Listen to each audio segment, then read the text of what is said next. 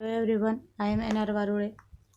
Today we will discuss about online lecture of class TYBSc paper CH505 analytical instrumentation. In a previous lecture we will discuss about fundamental law of spectrometry, that is Lambert's law, Beer's law, and Beer's and Lambert's combines law.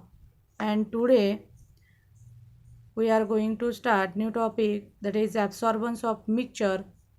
And absorbance of mixture is known as simultaneous spectrophotometric determination.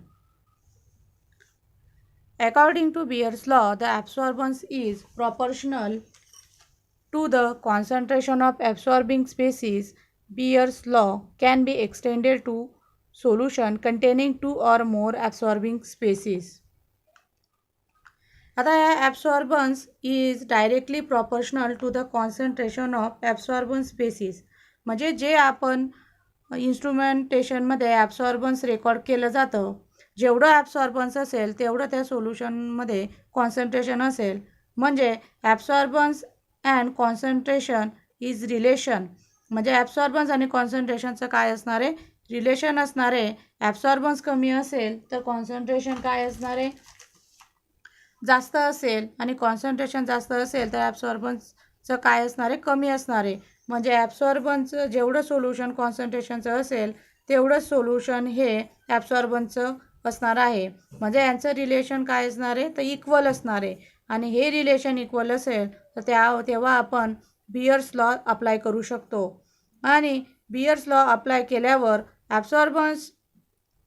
absorbing species, Beer's law can be extended to the solution containing two or more absorbing species. Absorbance is proportional to the concentration of absorbing.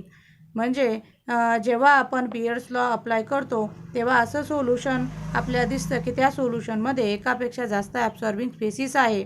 आणि त्याला आपण काय करतो, तर त्याला आपण हा जो लॉ आहे Beer's law, according to species absorbing species Beer's law can be extended, आणि त्याला आपण काय करतो, बियर्स लॉ अप्लाय करतो. आणि ॲब्सॉर्बन्स आणि कॉन्सन्ट्रेशनचं relation, it is the possible simultaneously more than one species in a single solution. म्हणजे एकापेक्षा जास्त स्पेसिस असेल तर त्या सायमल्टेनियसली आपल्याला काय करता येतं, त्याचं मेजर करता येतात. आणि एका सिंगल सोल्युशनमध्ये आपण त्या स्पेसिस काय करू शकतो, तर मेजर करू शकतो. आपण फॉर एक्झाम्पल बघितलं तर आपल्याकडे सोल्युशन आहे आणि वेगवेगळे कॉम्पोनंट आहे. त्यामधला जर पहिला जो कॉम्पोनंट आहे त्याला आपण कॅपिटल एक्सने डिनोट केलं, पहिल्या कॉम्पोनंटला कॅपिटल एक्सने डिनोट केलं. आणि दुसऱ्या कॉम्पोनंटला आपण वायने डिनोट केलं, आपण त्याला वाय म्हटलं. म्हणजे एखादं सोल्युशन घेतलं, एक्स घेतलं तर कॅपिटल एक्स त्याला डिनोट केलं, एखाद्या दुसऱ्या सोल्युशनला आपण वाय म्हटलं. तर असे जे दोन कॉम्पोनंट आहेत, हे दोन सोल्युशन आहे. मग अशा स्पेसिसला आपण ॲब्सॉर्बन्स हे वेगवेगळं असेल. अशा या स्पेसिसचं म्हणजे एक्स या स्पेसिसचं पण ॲब्सॉर्बन्स वेगळं असेल आणि वाय ह्या स्पेसिसचं पण ॲब्सॉर्बन्स काय असेल, वेगळं असेल. आणि हे दोघं कसे आहेत, तर हे एकाच सोल्युशनमध्ये आहे. एक्स स्पेसिस पण एका सोल्युशनमध्ये आहे आणि वाय स्पेसिस पण काय आहे, एका सोल्युशनमध्ये आहे. आणि मग त्या एका सोल्युशनमध्ये आहे तर एक्स हे किती प्रमाणात आहे आणि वाय हे किती प्रमाणात आहे. तर याचं सोल्युशन एका सिंगल सोल्युशनमध्ये किती असणार आहे, म्हणजे दोघाचं कॉन्सन्ट्रेशन या एकाच सोल्युशनमध्ये कसं असणार आहे. म्हणजे एक्स या स्पेसिसचं सोल्युशन आणि वाय हे स्पेसिसचं सोल्युशन, त्याच्यामध्ये एक्सचं कॉन्सन्ट्रेशन किती असणार आहे आणि वायचं कॉन्सन्ट्रेशन त्या सोल्युशनमध्ये किती असणार आहे.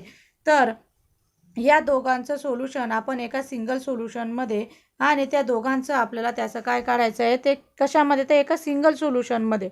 पण या दोघांचं आपल्याला काय काढायचं आहे, तर कॉन्सन्ट्रेशन काढायचं आहे. काय काढायचं आहे, कॉन्सन्ट्रेशन काढायचं आहे. आणि तर हे सोल्युशन बियर्स लॉने आपण ओबे करत का नाही, तर त्याचं ॲब्सॉर्बन्स हे डायरेक्टली प्रॉपोर्शनल आहे की नाही, हे जर रिलेशन आपल्याला बरोबर असेल तर आपण पुढे काय करणार आहोत, की जे काही हे मिक्स सोल्युशन असेल तर त्या कॉन्सन्ट्रेशन डिटरमाइन करण्यासाठी आपण बियर्स लॉ अप्लाय करणार आहोत.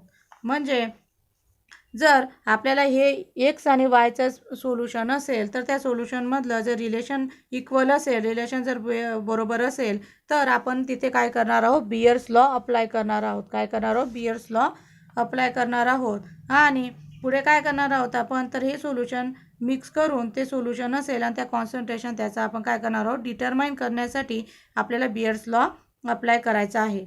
मग आता जेवढं ॲब्सॉर्बन्स असेल तेवढंच कॉन्सन्ट्रेशन असतं. The analysis of indivisible species in mixture is possible and there overlapping species absorbance species. जर त्या दोघांचा ॲब्सॉर्बन्स स्पेसिस असेल तर हा एकमेकांना काय करेल, ओव्हरलॅप करेल. आणि हे ओव्हरलॅप होत असेल तर आपण तिथून काय करणार आहोत, एक इंडिव्हिजिबल स्पेसिसचं कॉन्सन्ट्रेशन डिटरमाइन आपण तिथून करू शकतो. म्हणजे एखादा इंडिव्हिज्युअल स्पेसिस असेल तर त्या इंडिव्हिज्युअल स्पेसिसमध्ये एकमेकांना त्या काय करत असेल, ओव्हरलॅप करत असेल. काय होत असेल, ओव्हरलॅप होत असेल तर आपण तिथून काय करणार आहोत, इंडिव्हिज्युअल स्पेसिसचं कॉन्सन्ट्रेशन डिटरमाइन करू शकतो. म्हणजे एका स्पेसिसमध्ये जर असेल तर त्याचा ॲब्सॉर्बन्स त्या आपल्याला स्पेक्ट्रा मिळेल. एका स्पेसिसमधून आपल्याला ॲब्सॉर्बन्सचा स्पेक्ट्रा मिळेल आणि दुसऱ्या स्पेसिसमधून आपल्याला दुसऱ्या ॲब्सॉर्बन्सचा स्पेक्ट्रा मिळेल. आणि ह्या दोघांचा स्पेक्ट्रा जर एकमेकांना ओव्हरलॅप होत असेल तर तिथे ओव्हरलॅप होत असेल तर तिथे काय होणार आहे, इंडिव्हिजिबल स्पेसिसचं कॉन्सन्ट्रेशन काय असणार आहे, जास्त असणार आहे. इंडिव्हिजिबल स्पेसिसचं कॉन्सन्ट्रेशन काय असणार आहे, जास्त असणार आहे.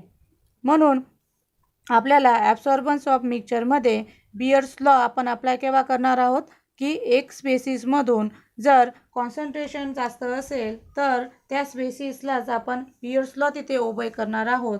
तर याच्यामध्ये आपल्याला पहिल्या स्पेसिसचा ॲब्सॉर्बन्स स्पेक्ट्रा मिळेल तर दुसऱ्या स्पेसिसचा आपल्याला ॲब्सॉर्बन्स स्पेक्ट्रा मिळतो. आणि या दोघांचा जर ॲब्सॉर्बन्स स्पेक्ट्रा जर एकमेकांना मिळाला तर त्याचं काय होणार आहे, ओव्हरलॅप होणार आहे. आणि ओव्हरलॅप झाल्यावर इंडिव्हिज्युअल स्पेसिसचं कॉन्सन्ट्रेशन काय असणार आहे, तर जास्त होणार आहे. तर हे इंडिव्हिज्युअल स्पेसिस जास्त कॉन्सन्ट्रेशन असल्यावर आपल्याला काही कंडिशन दिल्या आहेत त्यांनी.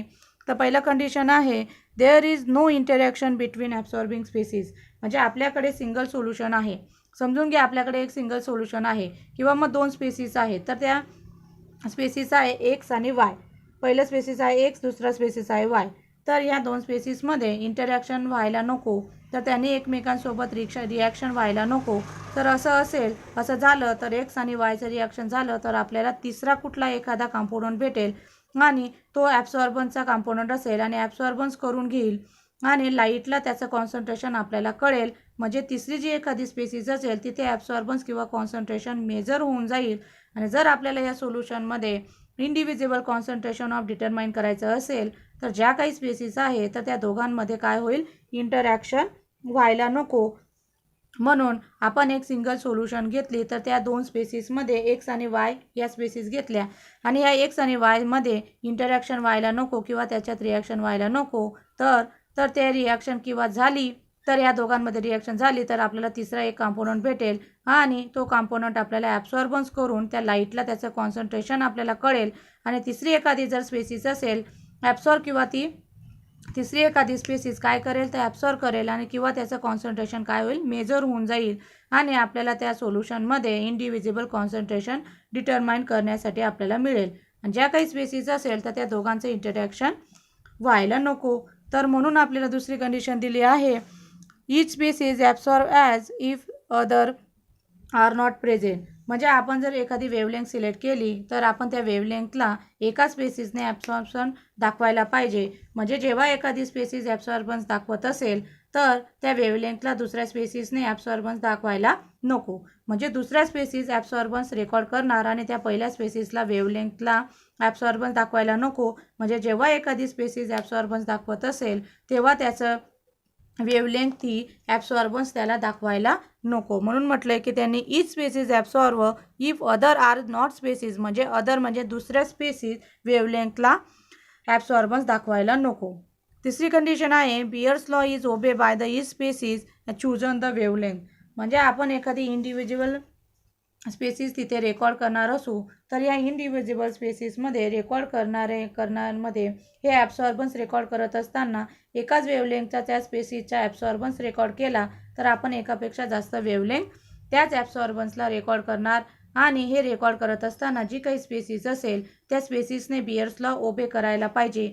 जेव्हा ही स्पेसिस कॉन्सन्ट्रेशनचे या स्पेसिसचं जेवढं कॉन्सन्ट्रेशन असेल तेवढं ॲब्सॉर्बन्स दाखवत असेल तर तेव्हा ती स्पेसिस त्या लॉला ओबे करते. कोण? ती स्पेसिस. तर बियर्स लॉ ही या स्पेसिसला ओबे करते. म्हणजे जेव्हा एखादं इंडिव्हिज्युअल स्पेसिस असेल तर त्या इंडिव्हिज्युअल स्पेसिसला आपण रेकॉर्ड करणार आहोत एका ॲब्सॉर्बन्समध्ये, तर त्या स्पेसिसमध्ये एकापेक्षा जास्त वेवलेंथ तयार होतात आणि वेवलेंथ तयार झाल्यावर आपण ते ॲब्सॉर्बन्स त्याचं रेकॉर्ड करत असताना त्याची जी स्पेसिस आहे तर ती स्पेसिस कशावर डिपेंड असणार आहे तर बियर्स लॉवर ओबे करणार आहे.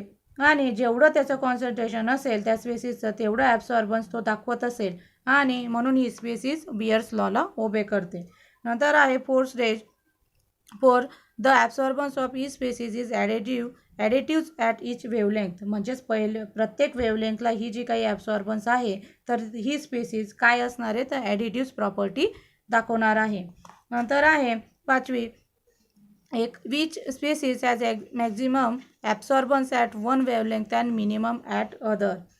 एखादी स्पेसिस जर आपण घेतली किंवा एखादी पर्टिक्युलर वेवलेंथ घेतली तर त्या स्पेसिसमध्ये काय असेल तर मॅक्झिमम ॲब्सॉर्बन्स असेल. पहिल्या स्पेसिसमध्ये मॅक्झिमम ॲब्सॉर्बन्स असेल आणि दुसऱ्या स्पेसिसमध्ये काय असणार आहे मिनिमम वेवलेंथ असणार आहे आणि मिनिमम वेवलेंथ असणार आहे. म्हणून म्हटलं की each species has maximum absorbance and one wavelength and minimum at other. म्हणजे पहिली स्पेसिस ही मॅक्झिमम ॲब्सॉर्बन्स दाखवणार आहे आणि दुसरी स्पेसिस ही काय दाखवणार आहेत तर मिनिमम ॲब्सॉर्बन्स ऑफ वेवलेंथ ही दाखवणार आहेत एका पर्टिक्युलर वेवलेंथमध्ये. तर म्हणजे काय तर एखाद्या स्पेसिसमध्ये मोर दॅन वन स्पेसिस असेल आणि एका स्पेसिसमध्ये सायमल्टेनियसली डिटर्मिनेशन आपल्याला करायचं असेल तर आपण तिथे काय बघणार आहोत त्या स्पेसिसला बियर्स लॉ आपण त्याला ओबे करणार आहोत. तर एकापेक्षा जास्त स्पेसिस आपण एका सिंगल सोल्युशनमध्ये डिटरमाइन करणार आहोत. तर अशा प्रकारे ॲब्सॉर्बन्स ऑफ मिक्सचरमध्ये आपल्याला बियर्स लॉ ओबे करायचा आहे. तर हा जो प्रश्न आहे ॲब्सॉर्बन्स ऑफ मिक्सचर हा तुम्हाला नीट करून ठेवायचा आहे. परीक्षेच्या दृष्टिकोनाने हा महत्त्वाचा प्रश्न आहे. याला IMP करून घ्यायचा आहे. एक्झामला हा एखाद्या वेळेस येऊ शकतो म्हणून याच्या ज्या काही कंडिशन आहे त्या तुम्ही लक्षात ठेवायच्या आहे.